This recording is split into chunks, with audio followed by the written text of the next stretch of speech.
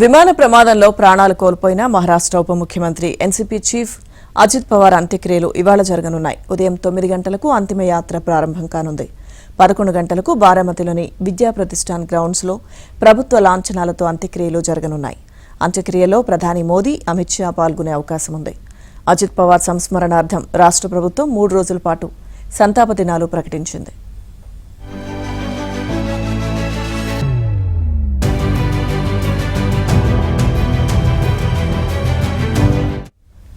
Private jet విమానం కూలిన ఘటనలో అజిత్ పవార్తో పాటు మరో 4 కూడా ప్రాణాలు కోల్పోయారు. మహారాష్ట్రలోని పూణే సమీపంలోని బారామతిలో ఈ దుర్ఘటన జరిగింది.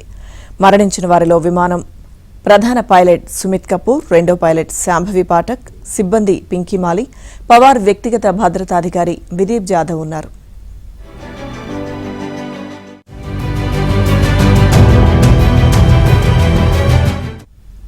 మహారాష్ట్రలో జిల్లా పరిషత్ ఎన్నికలు జరుగుతున్నాయి. ఆ ప్రచారం కోసం అజిత్ పవార్ బుధవారం ఉదయం 8:10 ముంబై నుంచి ఢిల్లీ విఎస్ఆర్ వెంచర్స్ సంస్థకు చెందిన లియజెట్ 45 అద్దె విమానంలో పుణే జిల్లాలోని బారామతికి బయలుదేరారు. ఈ రెండింటి మధ్య దూరం 256 కిలోమీటర్లు. ప్రయాణ సమయం సుమారు 45 నిమిషాలు. విమానం 8:39 సమయంలో బారామతి సమీపానికి చేరుకుంది. కానీ ల్యాండ్ అవ్వకుండా ముందుకు వెళ్లింది. కాసేపటికి తిరిగి వచ్చి ల్యాండ్ కావడానికి ప్రయత్నిస్తూ రన్వేకు కాస్త ముందే కూలిపోయింది. నేలపై 2 ముక్కలుగా విడిపోయి మంటల్లో చిక్కుకుంది. వరుసగా 4-5 పేలుడు శబ్దాలు వినిపించాయి. ఇది గమనించిన స్థానికులు వెంటనే అక్కడికి చేరుకుని విమానంలోని వారిని బయటకు తీసేందుకు ప్రయత్నించారు. కానీ మంటలు తీవ్రంగా ఉండడంతో వీలు కాలేదని తెలిపారు. అజిత్ పవార్ భార్య సునేత్ర రాజ్యసభ ఎంపీగా ఉన్నారు. వారికి పార్థ్, జై అనే 2 కుమారులున్నారు. నేడు ఉదయం బారామతిలోని విద్యా ప్రతిష్టాన్లో ప్రభుత్వ లాంఛనాలతో అజిత్ పవార్ అంత్యక్రియలు జరగనున్నాయి.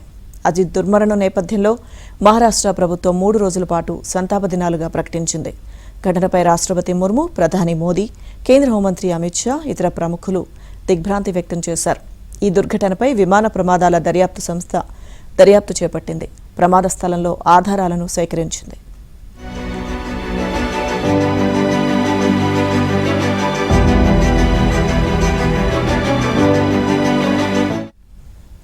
దట్టంగా కమ్ముకున్న పొగమంచు కారణంగానే అజిత్ పవార్ ప్రయాణిస్తున్న విమానం కూలిపోయినట్టు పౌర విమానయాన శాఖ ప్రాథమికంగా నిర్ధారించింది. పైలట్లు ల్యాండింగ్ కోసం పలుమార్లు ప్రయత్నించి చివరికి రన్వేకు సమీపంలోనే కూలిపోయినట్టు తేల్చింది. విమానాల నిర్వహణ సంస్థ తరపున గాని విమానంలో కానీ భద్రతాపరమైన లోపాలేవీ లేవని పేర్కొంది. దీనిపై తొలుత పౌర విమానయాన శాఖ మంత్రి రామ్మోహన్ నాయుడు పలు వివరాలను వెల్లడించారు. అనంతరం పూర్తి వివరాలతో ఆ శాఖ ప్రకటన విడుదల చేసింది.